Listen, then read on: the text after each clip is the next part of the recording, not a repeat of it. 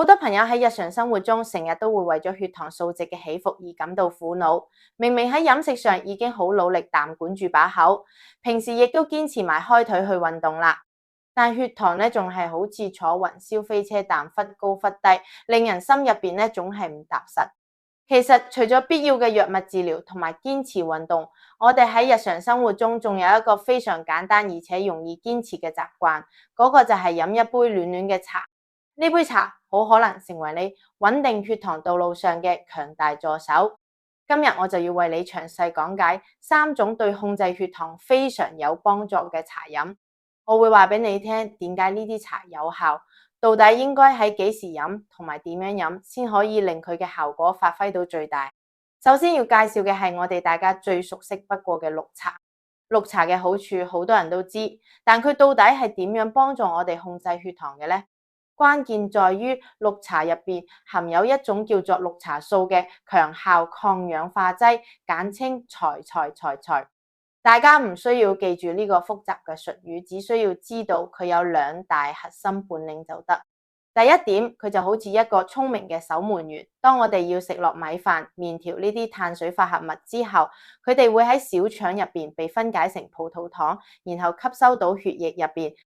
而呢種綠茶素嘅作用就係喺腸道入面攔截一部分負責分解碳水化合物嘅酵素，令糖分吸收嘅速度變慢，量亦都變少。啖樣一嚟，餐後嘅血糖就唔會好似火山爆發，啖一下子飆到老高，而係會平緩得多。第二點，綠茶素仲係一個強大嘅清理工。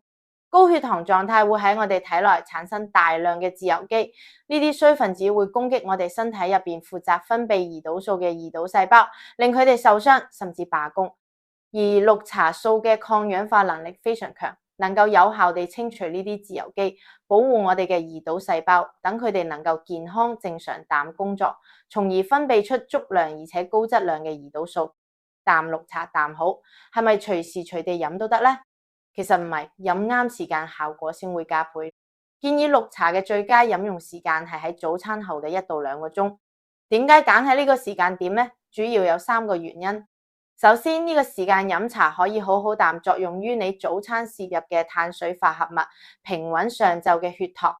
其次，佢避開咗空肚時間，減少咗綠茶對腸胃嘅直接刺激。再者係非常重要嘅一點，綠茶入邊嘅油酸會影響身體對鐵質嘅吸收，所以飯後即刻飲茶並唔理想，間隔1、2個鐘就完美避開咗呢個問題。而且綠茶含有咖啡因，上晝飲嘅能提神醒腦，又唔會影響到下晝嘅午休或者夜晚嘅睡眠。仲有一個能令綠茶效果倍增嘅黃金搭檔，嗰個就係運動。有研究發現，喺進行中等強度嘅有氧運動之前，如果你能飲翻杯綠茶，脂肪嘅燃燒率可以提升唔少，甚至高達17%左右。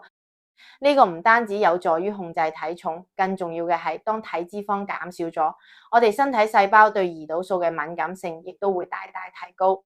亦即係話，身體唔再需要咁多胰島素，就可以將血糖降落嚟。呢個對成個血糖控制系統嚟講係一個極大嘅改善。當然，亦都要提醒大家幾點。首先，我哋講嘅綠茶必須係無糖嘅純綠茶，任何加咗糖或者蜂蜜嘅茶飲都只會適得其反。其次，如果你有貧血問題或者腸胃比較敏感，但就要注意飲用量，一日1到2杯即可，唔好過量，更唔好飲濃茶。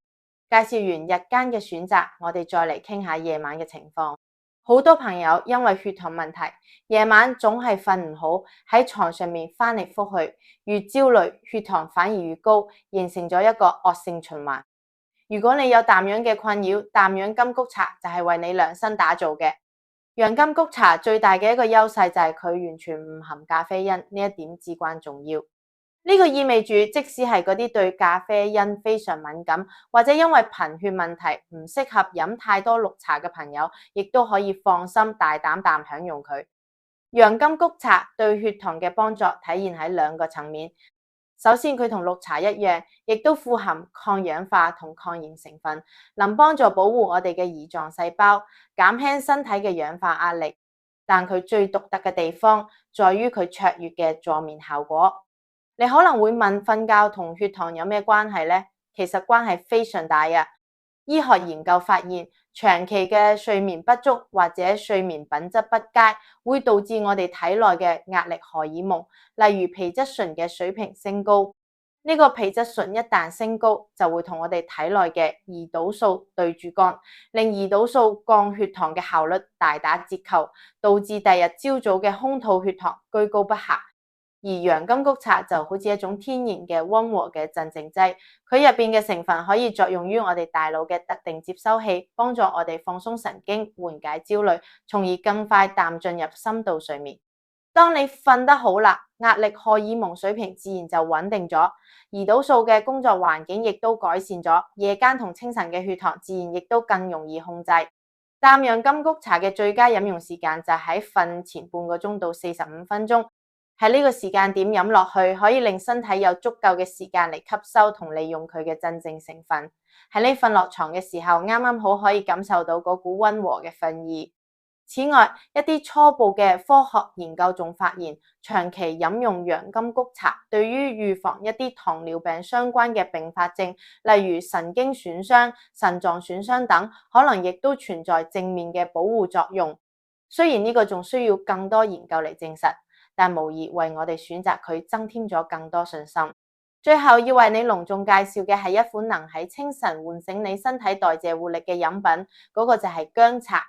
生薑係我哋廚房入邊再常見不過嘅調味品，但其實佢亦都係一位控糖效果非常出色嘅好嘢。生薑入邊含有一種叫做薑辣素嘅活性成分，呢個同樣係一種非常強大嘅抗氧化同抗炎物質。